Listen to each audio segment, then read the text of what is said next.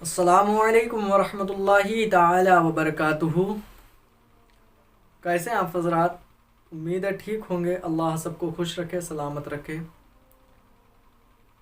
بڑا ہی حسین و جمیل واقعہ جو حدیث و قرآن سے ہمیں ملا، سمجھنے کو سیکھنے کو ہمارے نبی نے ہمیں خبر دی۔ ایک شخص ہے جو بہت بڑا گناہ گار، سیاہ کار، خطا کار، مجرم و ناکارہ، اللہ کا نافرمان، اللہ کے نبی کا نافرمان، انسانیت کا دشمن، اپنی رعایا پر ظلم کرنے والا ظالم بادشاہ گزرا ہے، جس کا نام ہے فرعون۔ آپ حضرات نے بھی اس کا نام سنا ہوگا، پڑھا ہوگا، سمجھا ہوگا، علماء کرام سے تقریروں میں سنا ہوگا، اور آج بھی اس کی لاش میوزیم میں رکھی ہوئی ہے، لوگوں کے لیے عبرت بن کر کے۔ کئی ہزار سال اس کو مرے ہوئے ہو گئے، آج بھی اس کی لاش موجود ہے۔ تو ہم لوگ آج جاننے کی کوشش کرتے ہیں فرعون کون تھا، اور حضرت موسیٰ علیہ السلام کس طرح سے اس کے ساتھ پیش آئے، اور کس طرح سے وہ حضرت موسیٰ کے ساتھ پیش آیا۔ درود شریف پڑھیں صلی اللہ تعالی علیہ وسلم۔ ایک روز فرعون سو رہا تھا، اور سوتے سوتے اس کو ایک خواب آیا کہ کوئی ہے، کسی وجہ سے اس کا تخت الٹ پلٹ رہا ہے، اس کو لگ رہا ہے کہ اس کی بادشاہت، اس کا تخت پلٹا جا رہا ہے، الٹا ہو گیا۔ اب جیسے ہی سو کر کے جاگا، فوراً نجومیوں کے پاس بھاگا، کاہنوں کے پاس بھاگا، اور جانے کے بعد انہیں اپنے خواب کو بتایا تو انہوں نے اس کی تعبیر دی۔ کاہن اس دور میں ہوا کرتے تھے جنہیں نجومی، آج کے لوگ بھی ان پر بھروسہ کرتے ہیں، اس دور میں بڑے خطرناک ہوا کرتے تھے یہ۔ تو کاہنوں کے پاس گیا، بتایا کہ ایسا ایسا میں نے خواب دیکھا ہے، اس کی تعبیر کرو، کیا ہو سکتی ہے؟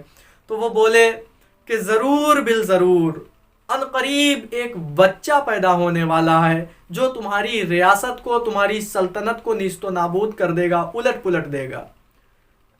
اتنا سننا تھا، فرعون کے ہوش فاختہ ہو گئے، اس کے ہوش اڑ گئے، بڑا پریشان ہو گیا کہ یار یہ کیا ہونے والا ہے، آخر ایسا کیوں ہونے والا ہے، آخر یہ کیا ہوگا۔ اب اس کو چنتا ہوئی کہ اسی سال اس شہر میں، یعنی ہمارے قریب ہماری سلطنت میں ضرور بالضرور ایک بچہ پیدا ہوگا جو میری سلطنت کو نیست و نابود کر دے گا، میری بادشاہت کو ختم کر دے گا، میرے تخت کو الٹ پلٹ دے گا۔ اتنا سننا تھا، اس کو ٹینشن ہوئی۔ اب اس ظالم نے ایک کام کیا، جتنی عورتیں حاملہ تھیں، جتنی عورتیں پریگننٹ تھیں، ان سبھی عورتوں کے بچوں کو اس نے مروا دیا۔ جہاں جہاں پتہ لگتا کہ جتنے جتنے گھروں میں بچے ہونے والے ہیں، جن جن گھروں میں خوشیاں آنے والی ہیں، چاہے وہ بچیوں کی شکل میں آئیں، چاہے وہ بچوں کی شکل میں آئیں، بغیر کسی سوچ و فہم کے اس نے ان سب کو مروا دیا، سب کو قتل کروا دیا۔ اب تمام بچے قتل کر دیے گئے، لیکن ہوتا وہی ہے جو اللہ کی رضا ہوتی ہے۔ اللہ چاہے تو تمام دشمنوں کے بیچ سے بھی ہمیں کبوتری کے چھوٹے چھوٹے انڈوں سے بھی بچا سکتا ہے اپنے نبی کو، اور چاہے تو ایک تنکے کے سہارے سے بھی انسان کو بچا لے، اور اللہ چاہے تو ایک چھوٹے سے مچھر سے بھی انسان کو مار دے۔ تو فرعون نے جب یہ خواب دیکھا، اس کے خواب کی تعبیر پوچھی گئی تو پتہ لگا کہ ضرور بالضرور کوئی ہے، کوئی آنے والا ہے جو اس کی سلطنت کو ختم کر دے گا۔ اس نے بچوں کو قتل کرانا شروع کر دیا۔ اب ادھر حضرت موسیٰ علیہ السلام کی والدہ نے حضرت موسیٰ علیہ السلام کو جنا پیدا کیا، آپ کی ولادت ہوئی، لیکن اس کا پتہ بالکل خاموشی کے ساتھ نہ ہی کسی کو ظاہر ہو پایا۔ اس کا پتہ صرف حضرت موسیٰ علیہ السلام کی والدہ کو تھا، اور آپ کی بہن کو تھا اس کا پتہ۔ اللہ رب العزت نے کچھ دنوں تک آپ کو وہیں رکھا، آپ نے دودھ پلایا، لیکن جب ایک مہینہ گزرا تو پتہ لگا کہ ان کے گھر پر بھی خطرہ منڈرانے لگا، ان کے گھر کے چاروں طرف بھی اس کے سپاہی آنے لگے اور دیکھنے لگے کہیں کوئی بچہ تو نہیں۔ لیکن اللہ نے ایسی فطرت آپ کے اندر ڈال دی تھی کہ نہ تو آپ روتے تھے، نہ تو آپ شور و گل کرتے تھے، نہ تو ماں کی گود میں اچھل کود کرتے تھے جس کی وجہ سے کسی کو کوئی شک ہو۔ جب کچھ دن گزرے، دن گزرنے کے بعد اللہ نے حضرت موسیٰ علیہ السلام کی والدہ کے ذہن میں یہ بات ڈال دی کہ تم ایسا کرو، موسیٰ علیہ السلام کو کسی صندوق میں بند کرو، اور بند کرنے کے بعد اس صندوق کو دریائے نیل میں، اس صندوق کو اس دریا میں بہا دو، اس دریا میں اس کو ڈال دو، اور اس کی حفاظت ہم کریں گے. موسیٰ کو ہم بچائیں گے, کسی بھی طرح سے ان کی حفاظت کرنی ہو. اللہ کی ذات پر ان کو بھروسہ تھا. انہوں نے ان کو ایک صندوق میں بند کیا, اس میں روئی وغیرہ ڈالی, اس کے اندر حضرت موسیٰ علیہ السلام کو لٹا دیا, اس نہر میں ڈال دیا. اسی نہر سے کٹ کر کے چھوٹی چھوٹی ندیاں نکل گئیں, چھوٹی چھوٹی نہریں نکل گئیں. ایک نہر تھی جو فرعون کے بھی محل سے ہوتی ہوئی گزرتی تھی. فرعون اور اس کی بیوی بیٹھے ہوئے ہیں, چاند نکلا ہوا ہے, بڑی خوبصورتی کا وقت ہے, اس نہر کے قریب ہی ہیں. اور دوسری جگہ پر آتا ہے کہ اپنے محل پر بیٹھے کھڑے ہوئے ہیں. تو اچانک سے دیکھتے کیا ہے کہ ایک صندوق بہتا چلا آ رہا ہے. فرعون نے اپنے سینکوں کو, اپنے سپاہیوں کو حکم دیا, جاؤ وہ صندوق لے کر کے آؤ. جب وہ صندوق لایا گیا تو فرعون نے دیکھا کہ بڑا خوبصورت, بڑا حسین و جمیل بچہ اندر ہاتھ پیر چلا رہا ہے. چھوٹا سا بچہ خوبصورت جب کھیلتا ہے بڑا خوبصورت لگتا ہے, تو ایک نبی کتنا خوبصورت لگتا ہوگا.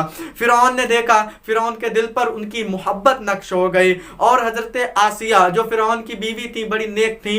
حالانکہ فرعون تو کافر جہنمی ہے, لیکن حضرت آسیہ بڑی نیک تھی, جن کے بارے میں آتا ہے کہ جنت کے اندر وہ میرے نبی کی بیوی بھی بنیں گی. حضرت آسیہ فرعون کی بیوی جو ہے, اس نے ان پر بھی بڑے ظلم کیا حرام خور نے. خیر, تو انہوں نے دیکھا, ان کو بڑی محبت پیدا ہو گئی. آپ کا کوئی بھی بچہ نہ تھا, تو فرعون نے اس کو گود میں اٹھایا, حضرت موسیٰ علیہ السلام کو, اور چومنے لگا. لیکن تبھی تک کچھ اس کے ساتھی, اس کے سینک آئے. آنے کے بعد بولے, آپ یہ کیا کر رہے ہیں؟ کہ آپ بھول گئے کہ کاہنوں نے بتایا ہے کہ ایک بچہ ایسا پیدا ہوگا جو آپ کی سلطنت کو نیست و نابود کر دے گا, آپ کی سلطنت کو ختم کر دے گا. اب فرعون کو اس کا ڈر پیدا ہوا, تو فرعون نے حکم دیا اس کو قتل کر دیا جائے, مار دیا جائے. تب تک حضرت آسیہ کھڑی ہو گئی اور کہنے لگی, نہیں نہیں, تو کیسا ظالم ہے, اتنا خوبصورت, اتنا حسین و جمیل بچہ, بھلا کیسے ایسا کر سکتا ہے؟ تو اس کو بالکل قتل نہ کر. یہ بچہ میرے دل کو بھا گیا ہے, یہ بچہ میرے دل کو اچھا لگ گیا ہے, یہ بچہ مجھے اللہ نے دیا ہے, اور یہ بچہ کوئی تیری سلطنت کا تھوڑی ہے, پتہ نہیں یہ کہاں سے بہتا ہوا آیا ہو, بھلا یہ تیری سلطنت کو کیسے نیست و نابود کر سکتا ہے. اس طرح سے آپ نے اس کو سمجھایا, فرعون مان گیا.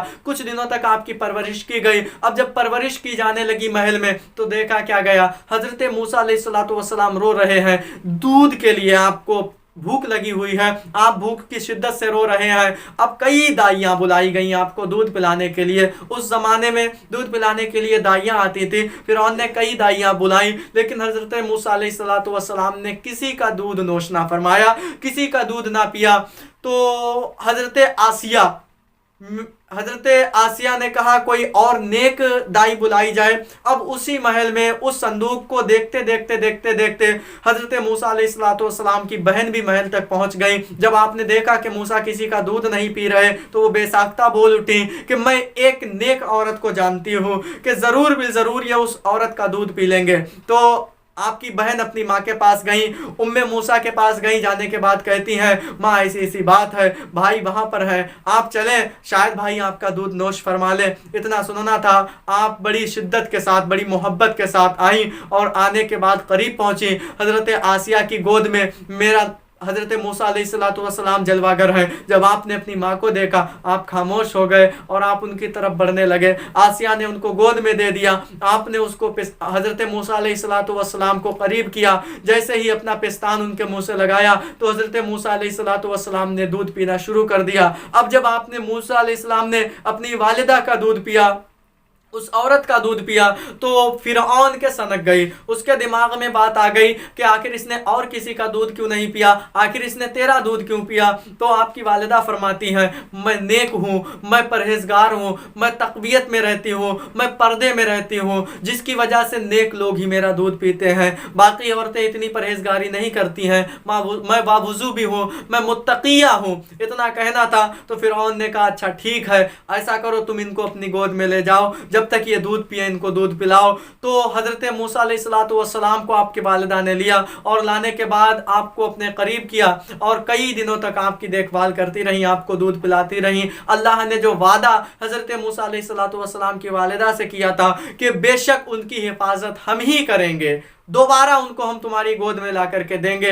اللہ نے اپنا وعدہ حق فرمایا۔ اللہ کی بارگاہ میں دعا ہے مولا ہمیں علم دین سیکھنے سمجھنے اس پر عمل کرنے کی توفیق عطا فرمائے۔ واقعہ پورا نہیں ہوا ہے، نہ حضرت موسیٰ علیہ السلام کی ہسٹری پوری ہوئی، ابھی اس کے بعد آپ ان کو دوبارہ محل میں چھوڑ کر کے آئیں گی اور وہاں پر کیا کیا واقعات پیش آئیں گے ہم اور آپ ان کو ضرور سنیں گے اگلے واقعے میں۔ زیادہ لمبی گفتگو نہیں کرنی ہے، چھوٹی چھوٹی باتوں میں ہی آپ کو سمجھایا جائے گا۔ لمبی ویڈیو بنے گی، دیکھنے میں بھی بورنگ فیل ہوگا، زیادہ لمبی آپ دیکھیں گے بھی نہیں اور لوگ بھی اسکپ کریں گے، اس لیے تھوڑے تھوڑے پارٹوں میں ایک ایک چھوٹا چھوٹا واقعہ لے لیا جائے گا۔ آپ حضرات ہر واقعے کو سمجھنے کی کوشش کریں، اس لیے چینل کو سبسکرائب بھی کر لیں، بیل آئیکن کو بھی دبا لیں تاکہ ہر نوٹیفیکیشن آپ تک پہنچتا رہے اور ہر ویڈیو کو دیکھیں۔ کوئی بھی ویڈیو فالتو کی نہیں ہوگی، ہر ویڈیو میں کوئی نہ کوئی کسی نہ کسی نبی کی بات ہوگی، کسی نہ کسی ولی کی بات ہوگی، یا کوئی نہ کوئی نصیحت آمیز ایسی سیکھ دی جائے گی جو ہمارے لیے یہاں بھی کامیاب ہوگی، ہمارے لیے یہاں بھی کامیابی کا ذریعہ ہوگی اور وہاں بھی کامیابی کا ذریعہ ہوگی۔